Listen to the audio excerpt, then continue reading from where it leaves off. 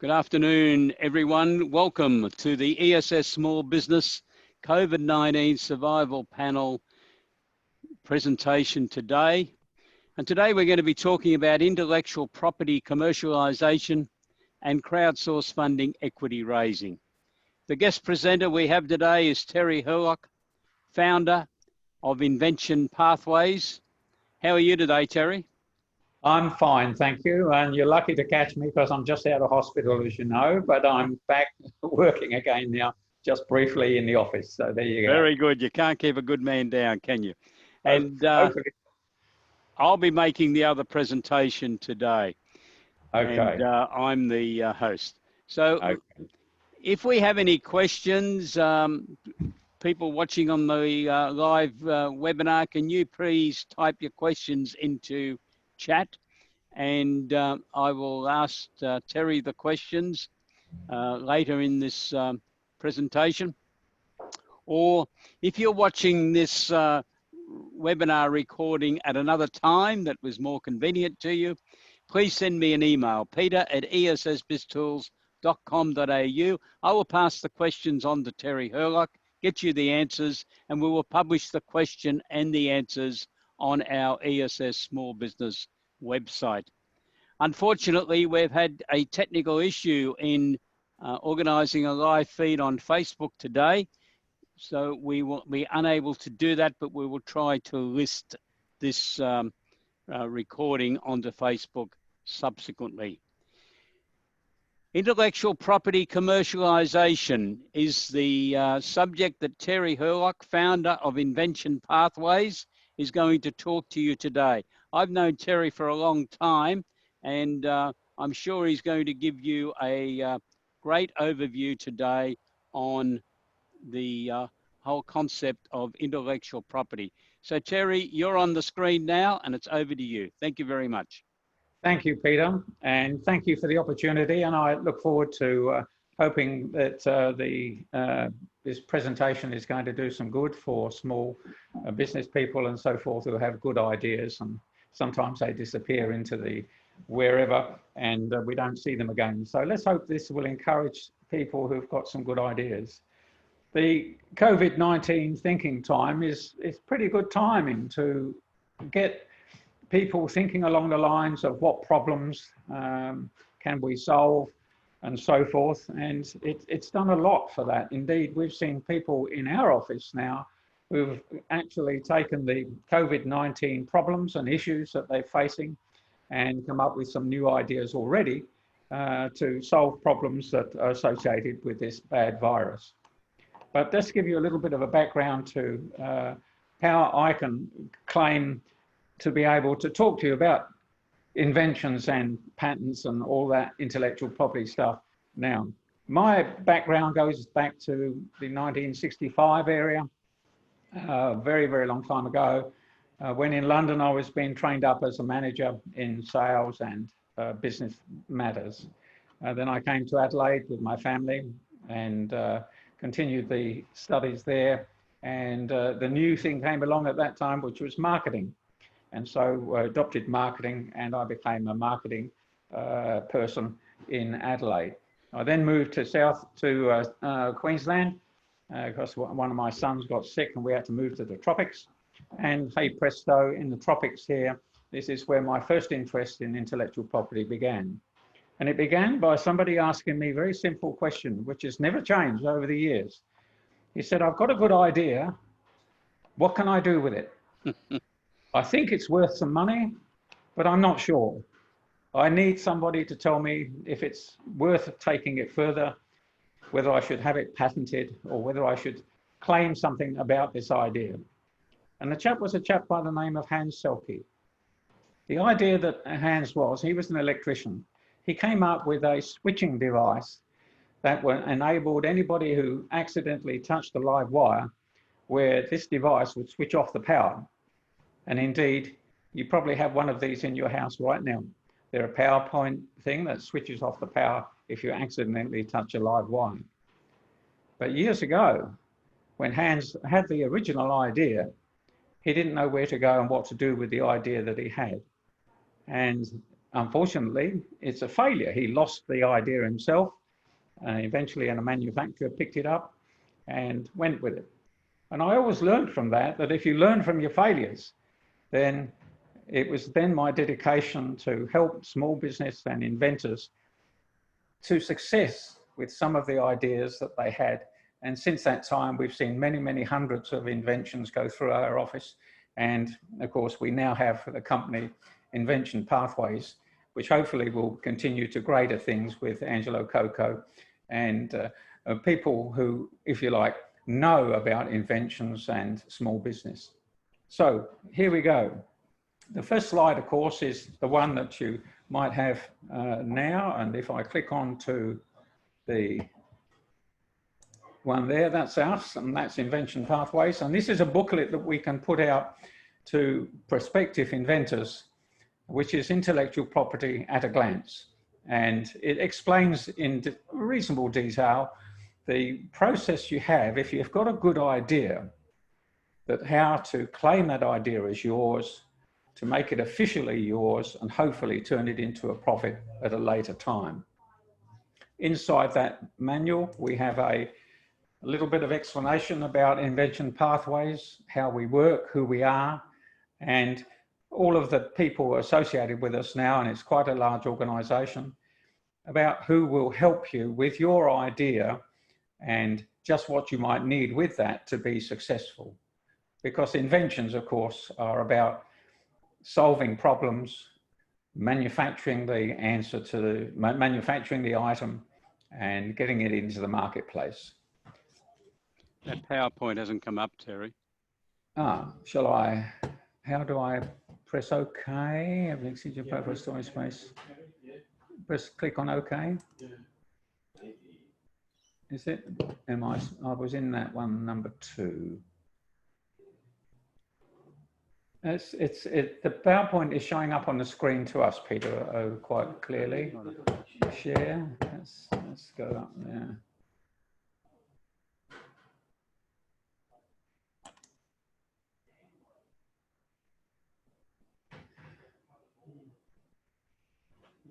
Is that, are you seeing that, Peter, at all with that screen which says about us? If you can continue without the PowerPoint. All right, I'll continue without the PowerPoint, no problems, okay. So we have available to our clients a step-by-step guide, if you wish, which suits people who've got good ideas, and they can then use our skills and expertise for various parts of the operation to turn the idea into reality and get it into the marketplace. From getting an idea and making sure that it works, that's called a proof of concept stage. And that's where you have an idea, you can make a prototype, and to then perhaps be able to test it to the point where it will do what you want. Okay. I'm just having a look now, Peter, on the screen. I've got the third panel up. Custom slideshow, that one. That one. Click on that one. That one. That one.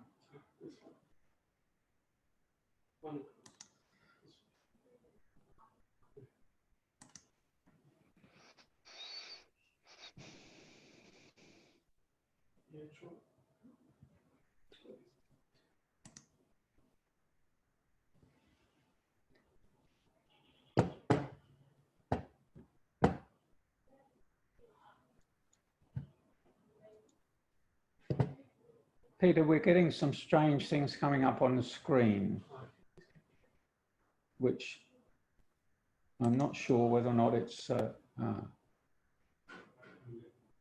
now it's gone back to Microsoft.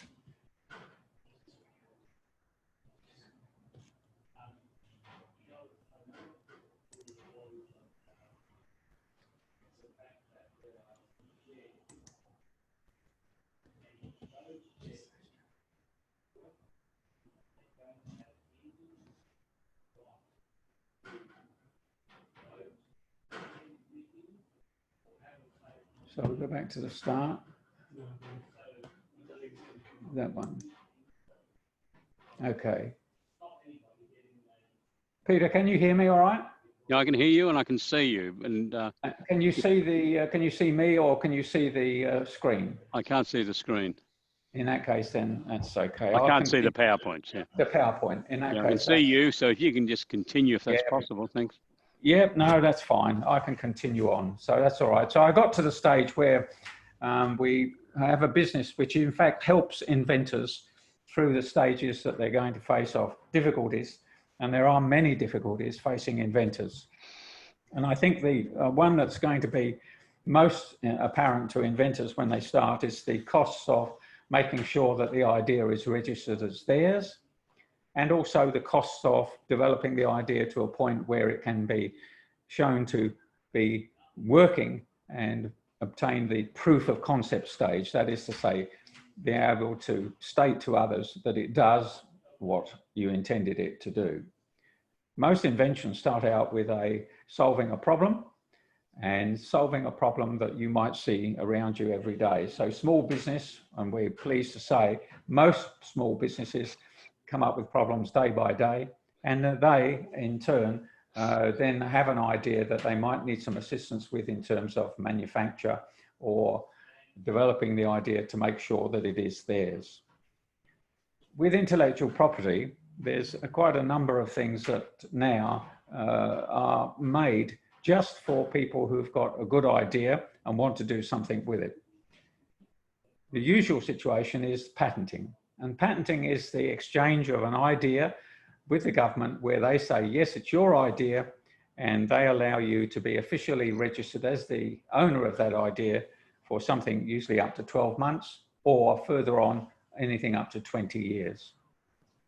The first 12 months is usually designed so that you can complete the invention, that is to say, finish inventing. You might have got to a stage where it was not completed and you might need some help to complete it.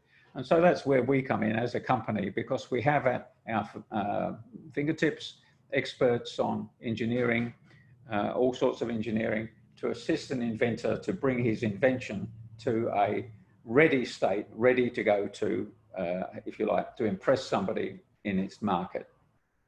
So the situation is of course, there's many types of different intellectual property. We can take an invention that is not quite completed and we put it in through what we call a provisional patent, and that lasts for 12 months. And our question to an inventor at that stage is, how long will it take you to finish inventing? And once he's finished inventing, we can turn the provisional patent, which is only 12 months long, into something that might be up to 20 years long, whether it's an international patent or just an Australian patent. We have the facility to guide them through those processes. There is a cost to all of this, as you probably are aware. It's got a reputation for being very costly to claim a patent. And hopefully there's new schemes coming out very shortly that will assist inventors through these financial difficulties. And I'd like to think that we can assist through Peter Towers and his crew and Angelo Coco and his crew to be able to assist inventors along those lines. Most of the world have got sort of locked up now thinking about the virus and its effect, and so much so that we've had some people come to us already with some really good ideas. We have a shopping trolley washing device, which has now got money to begin production on an international basis, and also a sanitizing unit that will sanitize a room of all the nasties that you might get in a room, and that one seems to be developing well. Both of these are from inventors who know us and know of the trust they can put in us for helping them develop the ideas thoroughly and properly and getting them ready for the market. In a situation where you have a difficulty stepping from an invention to commercialization, that usually is the spot at which most people will, if you like, begin to fail. It might be a monetary problem. B, it might be a technical aspect problem. The the invention itself might not work. And so there's a whole series of problems that can occur at that stage. And our aim generally at Invention Pathways is to, if you like, hold your hand through the processes and the difficulties to a stage where you can look to see you might be able to make a profit on it, hopefully make a profit on it, and eventually see the product in the marketplace doing what you intended to do of solving problems. We have quite a lot of various inventions that have happened since the COVID-19, and quite a lot of them have to do with safety and the sanitation and so forth for shopping trolleys and rooms and clothing and all sorts of things. And there is a whole host of new ideas, we feel, coming out shortly when people start to think carefully about solving problems, and particularly now as they're at home trying to solve problems. So the whole situation for good ideas getting into the marketplace is one where Invention Pathways can assist. I'm comfortable with the thought that after nearly 30 to 40 years in the business and many hundreds of inventions passing through us, we know exactly what to do to make sure that inventors get a very good opportunity in the marketplace and can turn their ideas into something that's worthwhile and will solve problems as they see it. So my thoughts run along these lines. If you've got a really good idea that will solve problems, and you think that it's worthwhile taking it to a stage where you can claim this idea as yours and perhaps turn it into a profit, then please do so. There's plenty of people nowadays who can help you. And it's not like it was years ago where you had very little knowledge about intellectual property and patenting, but nowadays there's plenty of people around who can help you. And hopefully, let's hope it starts with Invention Pathways. I'm open to questions and hopefully can give you some answers to any questions you might have. But our expertise lies in the fact of patents, trademarks, design registration, copyright, plant breeders' rights, circuit layout rights, and all the things associated with intellectual property. And I hope that will help the situation. Thank you, Peter. Okay, thanks, Terry. Obviously, your organisation, Invention Pathways, can help people on a broad aspect of these activities. Do you think out of the lockdowns that are now occurring that we're going to have more people emerging who are going to be looking for assistance? Yes, I do. Strangely, when we had previous, if you like, situations where we had problems in society, we get a spate of inventions trying to solve the problems. If you recollect, Peter, some years ago, remember when there was great problems with people jumping on aeroplanes and getting a DVT, getting deep vein thrombosis and having problems. During that period, when that thing sort of struck and everybody got a bit worried about flying in aeroplanes, we had something like 6 or 7 inventions that were solving that problem just up here in North Queensland. So it shows you, once there's a problem out there, people always naturally intend to try and solve that problem. And let's just give you an idea. So with COVID-19, yes, I'm sure there's going to be lots of people now are going to come up with some better ideas about safety factors relating to this virus. And similarly so, I think there's going to be lots of people who will come up with some ideas about the risk on fire and the risk for floods and things of that nature that have happened to us down here in Australia just recently. Already, I think we've got people who are coming up with some ideas about how to prevent your house burning down too quickly in a major bushfire application. So yes, to you, in a long answer to a short question, yes, if you've got a problem facing you, whether it's a major one, a national one or whatever, ideas pop out the woodwork and people start to think very carefully about solving those problems. Okay. And we're certainly there to help. And Terry, you're able to help people from all over Australia? all over Australia, all over the world. We've got Okay. clients now pretty well everywhere. There are some countries that don't belong to the international intellectual property regulations, and so those countries we avoid. But the big ones, the big civilizations, if you like, of America, Europe, and Australia and Asia, we take inventions from all over the place. Yeah, but Australia first and foremost, I must add, we're very parochial in that sense. Okay. And you talked about the Invention Pathways booklet at the beginning. Yes, Terry, is that available if any of our viewers would like to? Yes, indeed, we'll be only too happy to send out the document to anybody who has an interest, and it's under the heading Invention Pathways, and it's I'll just bring it up on the screen myself, and it's available. There it is, Intellectual Property at a Glance, it's called, and in it there's a lot of good information for people who are, if you like, have an idea but are not sure what to do about it. Okay, so thank you very much, Terry, for your overview today. Now, I'm now going to do a presentation on crowdsourced funding. Do you want to stay online for the end, or I'll stay here and I'll be happy to help. Sorry about the technical aspect of this. That's all right. I'm not sure why that didn't work, but we can assure you that we have all the brochures and information available you just got to ask and we'll send it anywhere. This is one of the challenges of doing live broadcasts, isn't it?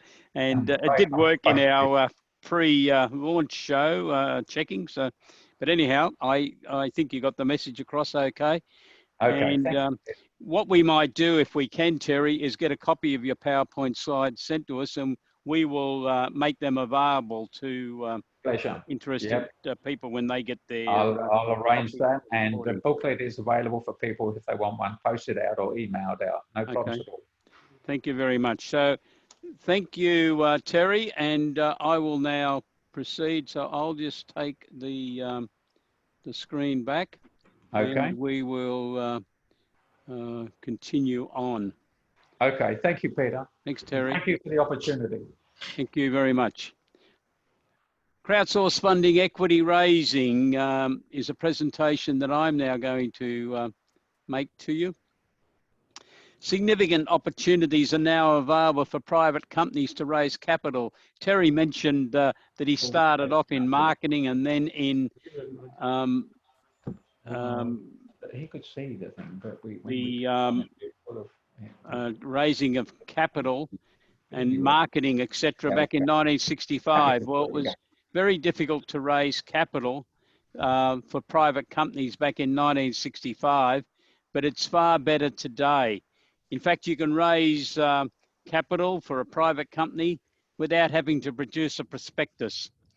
These companies can raise up to $5 million in a 12-month period, and over 60 companies have availed themselves of that in a 2-year period, in the last 2 years. And there's been a bit of a stopgap with that, because originally the government decided that they wanted the companies to be unlisted public companies, but that didn't go down too well in the marketplace. And then after 10 months, the government changed the law to make it available for a private company. And that's what the law is now.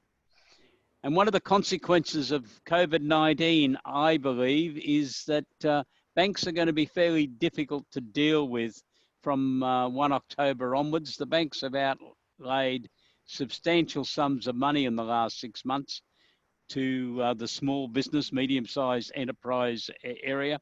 And they'll be looking at their exposure to people in that area to see whether changes can be made. And I don't think they're going to be that keen to be lending.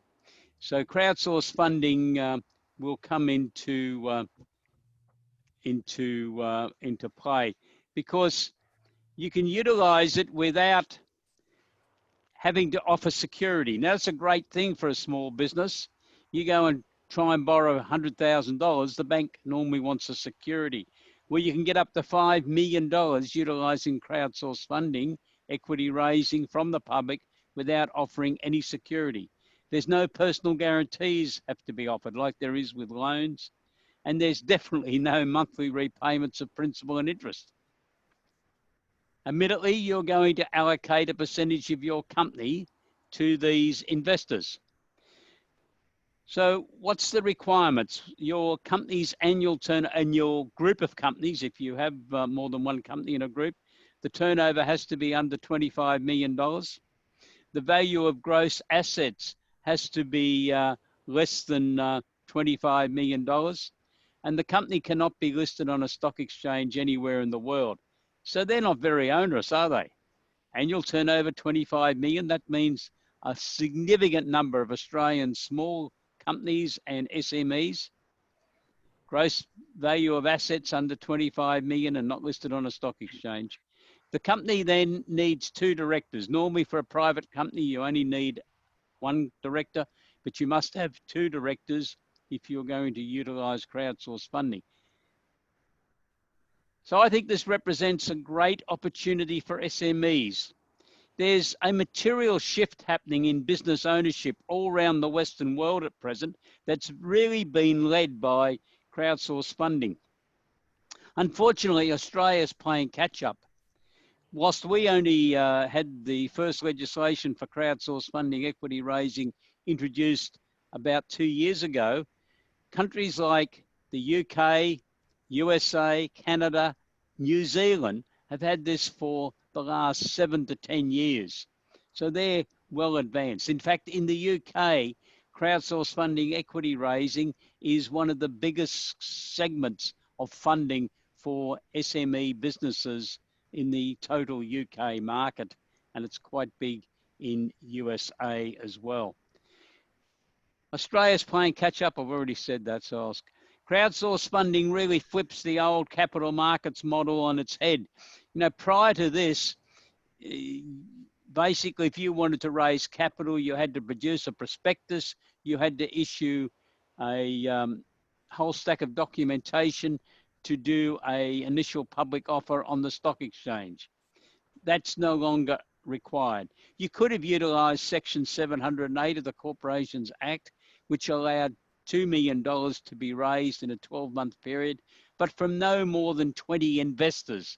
And that really didn't give startup companies that were wanting to do something, companies that Terry might have been referring to before, that had invented a new product, process or service, developed a prototype, the thing works, and then you start facing up to the reality of what it costs to do commercialization.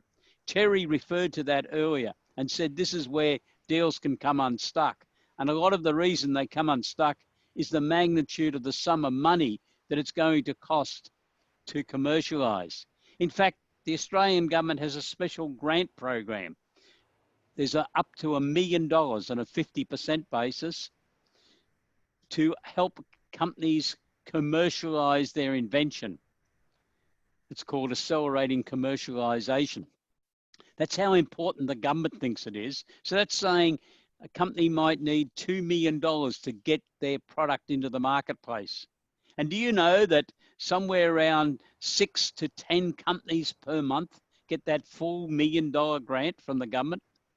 And obviously a grant has never got to get repaid, and the government doesn't become a shareholder.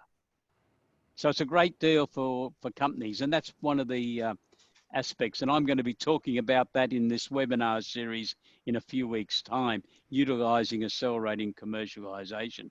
So things have been changed because of these moves around the world to make investing in companies a lot more applicable to smaller businesses. So what type of industry does this apply to? I have people ring me up and say, oh, is this only for beer manufacturer or wine manufacturer or gin? Because they're 3 of the big areas, but it's not only for them. We've had everything from a company in Melbourne that makes soccer shirts for players and soccer balls. We've had all sorts of companies in the alcohol area, but we've had companies running restaurants, and a female company in Melbourne runs a taxi service. In fact, they've raised over $3 million. So there's virtually any type of business you can go into. What type of company? The company needs to have fans. And who are fans? Well, I'll just take that back. So they need fans who are normally customers or suppliers, or people who know them. Might be people who live in the same location, who've got to know a particular company. But the company will need a strong, energetic leadership team. This is not for people who are not very keen to get out of bed of a morning and haven't got much zip in them or motivation. These companies require dynamic leadership.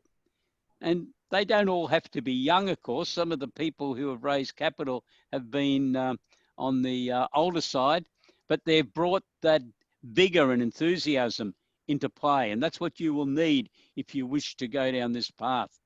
But also you need a good product or service. It's something that, as Terry was referring to before, has gone through to at least prototype.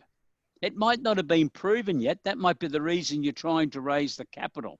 But you will need to have done a certain amount of work to be able to convince potential investors that it will work in the marketplace. So you need the ability to utilize technology like what we're using now, Zoom, to be able to articulate to the market what your product or process can do. Now, let me correct something here if you're thinking that crowdsource funding equity raising is the same as crowdfunding. It's not. It's unfortunate that the government didn't differentiate the terminology a bit more, because crowdfunding had been operating in Australia for around 10 or 12 years. So it was fairly well known when this legislation was introduced. But crowdfunding is primarily donations. It might be to help someone who's fallen on bad times or hard times. It might be because of an accident or a death. It might be to pay for a funeral. Or it might be for someone who's really down on their luck, but they have invented a product and they need to raise $10,000 to finish the prototype, and they may be able to raise money that way.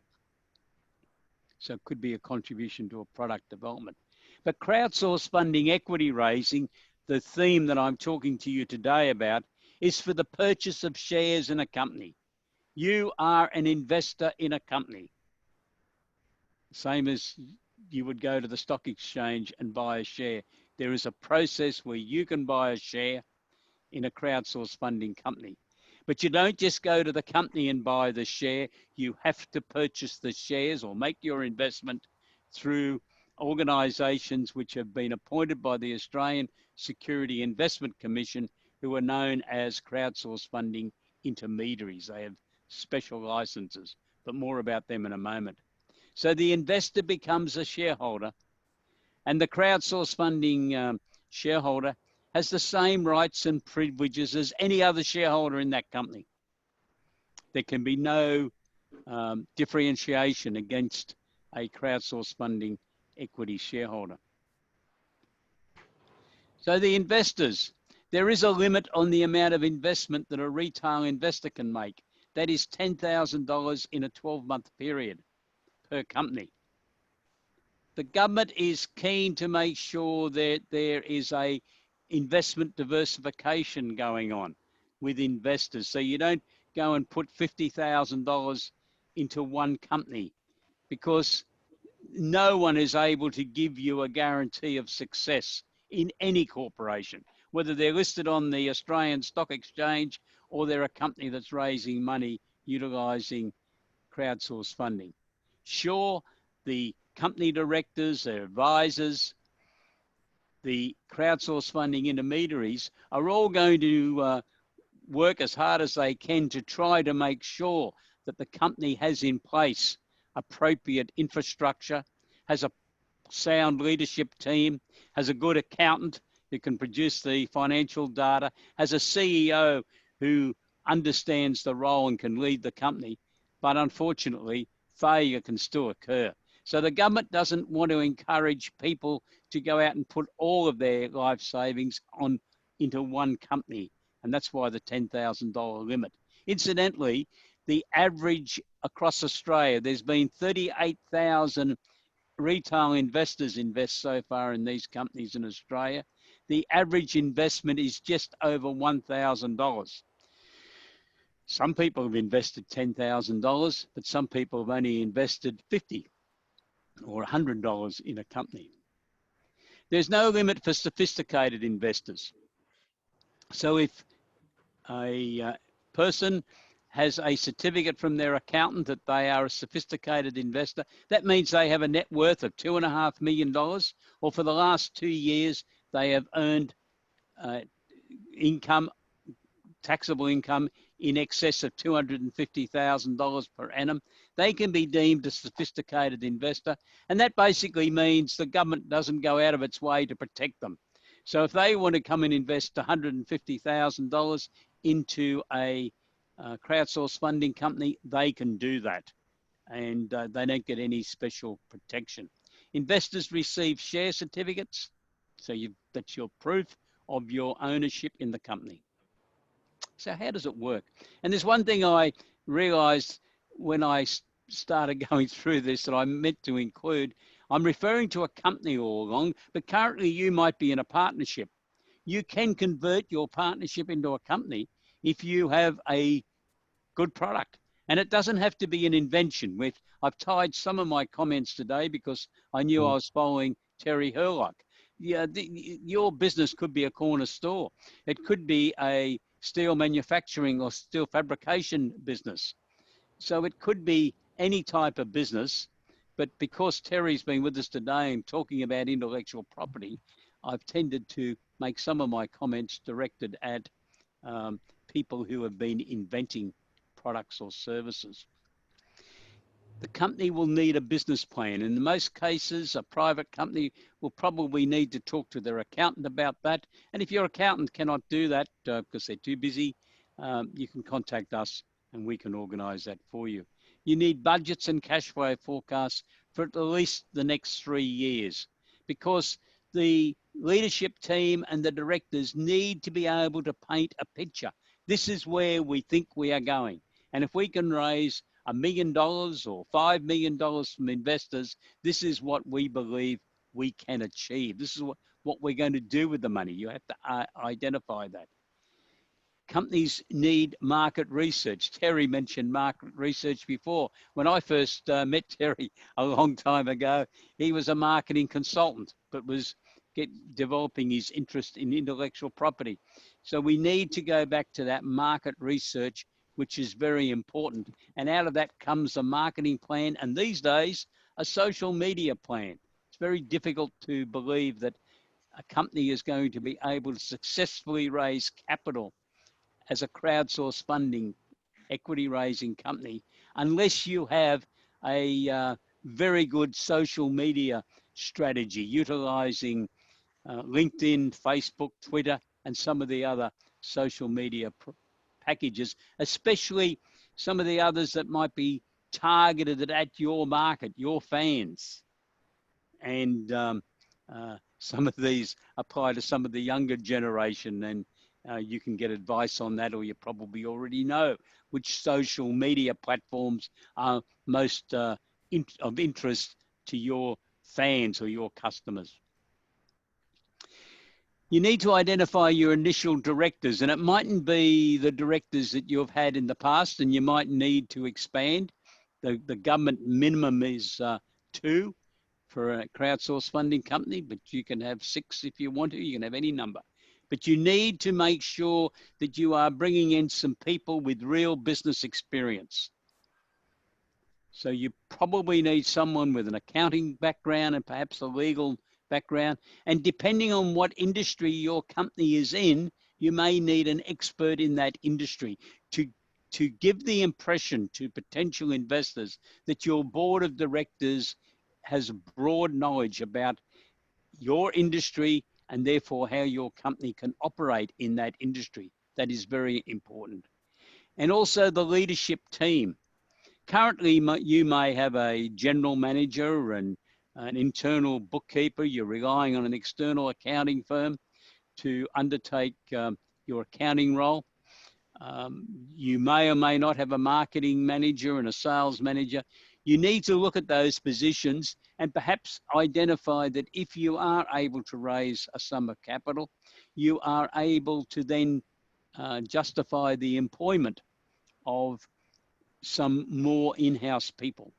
But you then need to be able to identify who your external people that you might be bringing in. So for argument's sake, you may use an accounting firm to supply a virtual chief financial officer service. Because one of the key requirements, if you're going to be raising money from the public, is that regular prompt financial accounting information is available for the directors and the leadership team to help them direct where this company is going. I mentioned a couple of times that one of the key strategies for a company is to have some fans. And these are your customers, suppliers, team members, and people living in your region. And I think I had mentioned that earlier. You'll need a website. Difficult to envisage that anyone could be operating a business that is going to try to raise capital these days without a website. And you need to develop a social media. And you can start that long before you're really ready to start to raise capital, so that you develop a group of people who are aware of you, who are following you, understand what you're doing. But then there's going to be a need, if you want to pursue crowdsourced funding, for the directors and leadership team members to have a clear understanding of how this works. And that's going to take us longer than this webinar presentation today. We have material that is available for accountants or yourselves to subscribe to, which will take you through that training process. I think you're going to need to appoint an accountant or business advisor to assist you with the mentoring and development process, to understand what this is all about, and then to prepare the documentation. And you need to understand what this person I've referred to a few times, the crowdsourced funding intermediary, who they are. There's 16 of licenses being issued in Australia. They're located in the capital cities of Brisbane, Sydney, Melbourne, Adelaide, and Perth.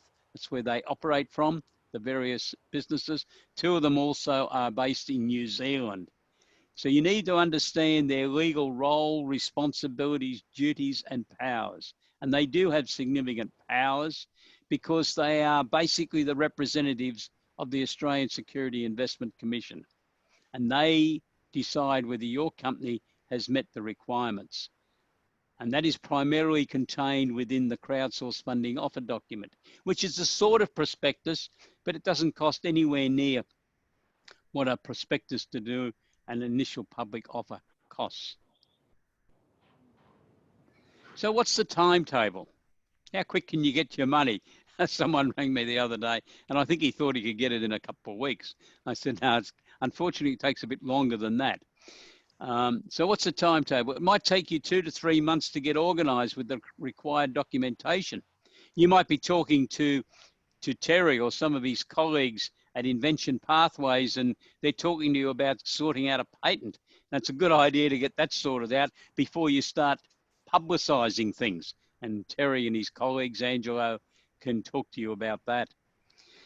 The organization requirements, once you've appointed the crowdsourced funding intermediary, and that's your decision, and we can guide you on that.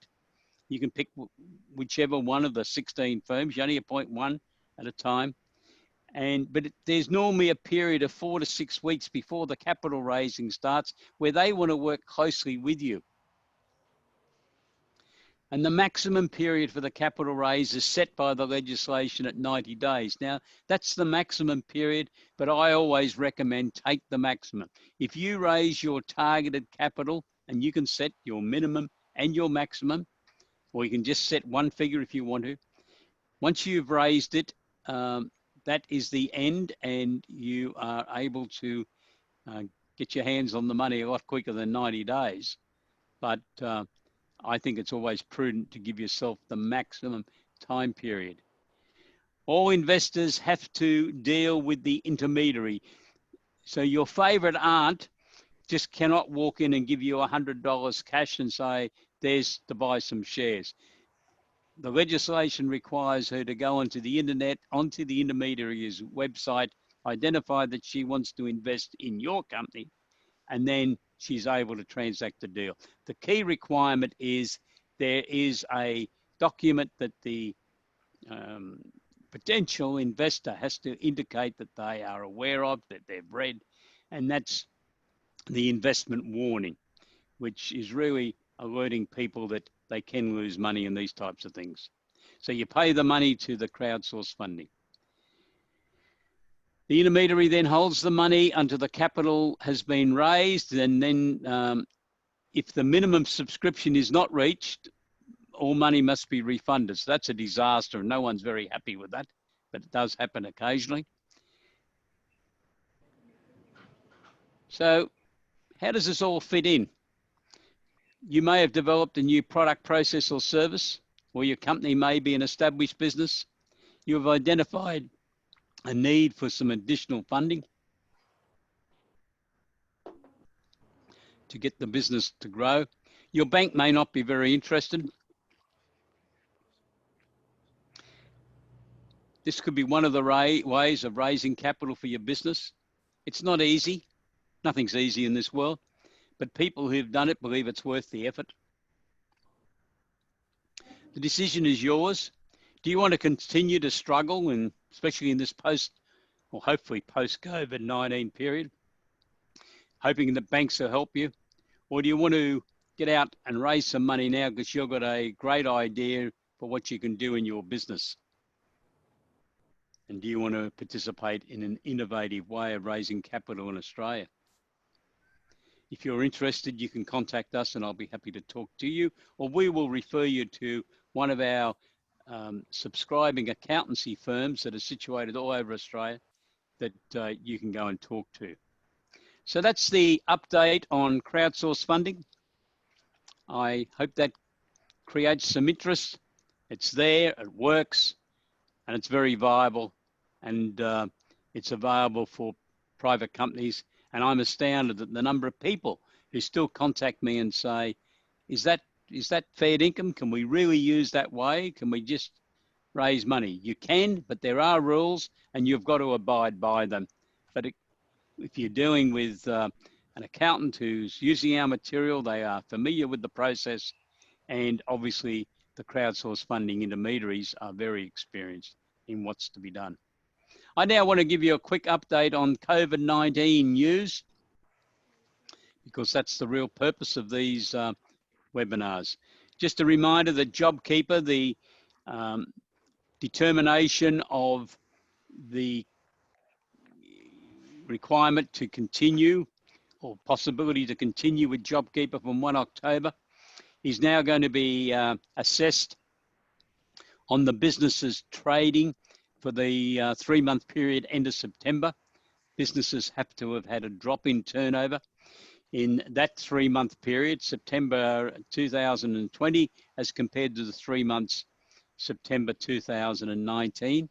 And if so, you can continue with the ongoing JobKeeper program, which has been reduced from 1 October.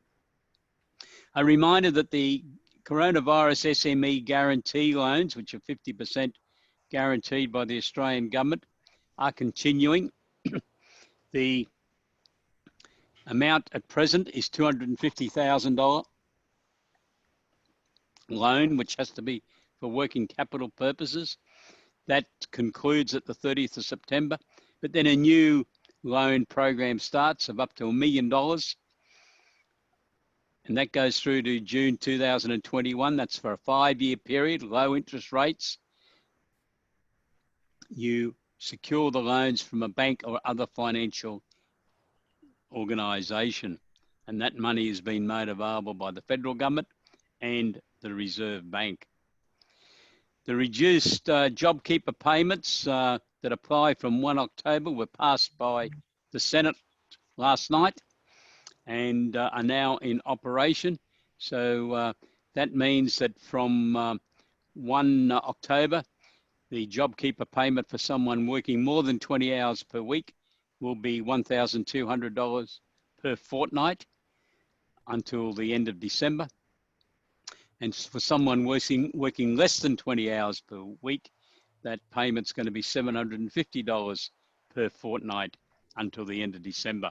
And then there's further changes operating from January. So what's your action plan in your small business, medium-sized enterprises? Have you got a new product, process, or service that you're interested in commercializing? You've heard Terry Hurlock talk to you today about this process.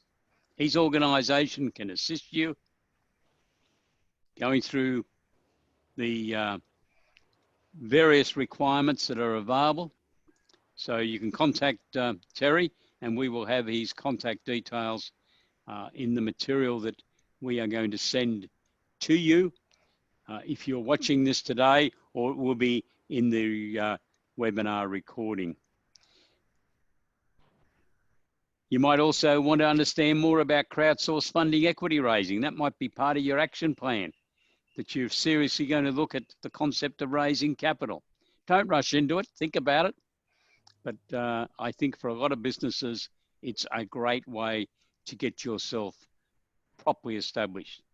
So why not talk to your accountant, or you can contact us and we will refer you to one of the accountants around Australia who subscribes to our products.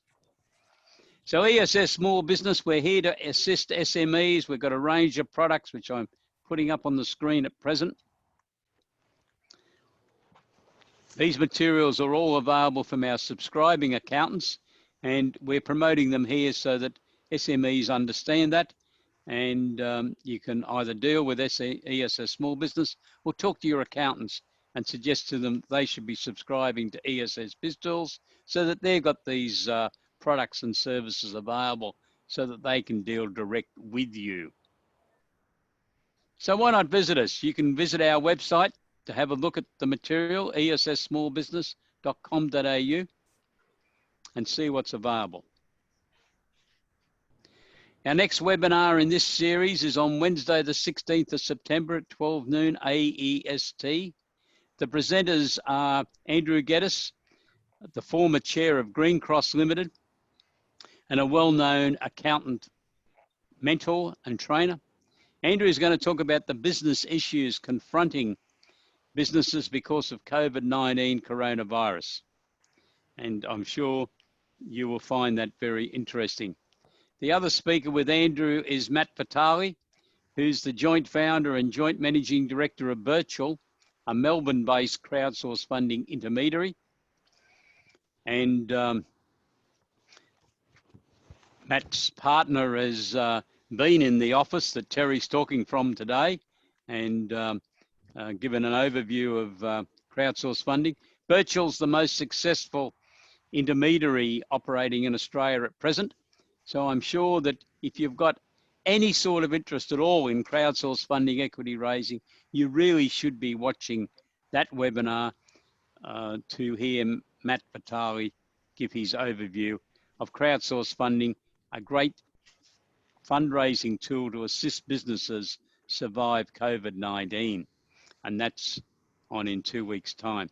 To register for that free webinar, please go to the ESS Small Business website and click webinars, and you can register. And if you want more information, please contact us or give me an email or telephone call to that number, and I will get back to you. So Terry, you're still with us? Yes, thank I you am. Thank you very much. Is there anything further that you've thought of, or my discussions on crowdsourced funding has alerted you to think about while we were going through that?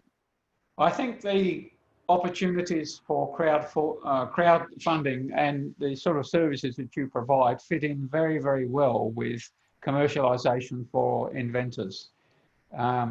Few inventors really know what's available in terms of financial assistance. It would be my view now that the government would be very keen to encourage inventors to take their ideas and get them commercialized a lot quicker than we previously used to. Some years ago, if you remember, good ideas seem to waft away over to the United States or somewhere else.